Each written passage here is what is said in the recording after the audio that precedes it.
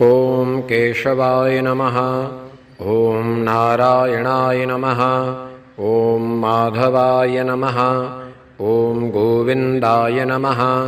ॐ विष्णवे नमः। ॐ मधुसूदनाय नमः। ॐ त्रिविक्रमाय नमः। ॐ वामनाय नमः। ॐ श्रीधराय नमः। ॐ ऋषिकेशाय नमः। ॐ पद्मनाभाय नमः। ॐ दामोदराय नमः। ॐ सङ्कर्षणाय नमः। ॐ वासुदेवाय नमः। ॐ प्रद्युम्नाय नमः। ॐ अनिरुद्धाय नमः। ॐ पुरुषोत्तमाय नमः। ॐ अधोक्षजाय नमः। ॐ नारसिंहाय नमः। ॐ अच्युताय नमः। ॐ जनार्दनाय नमः।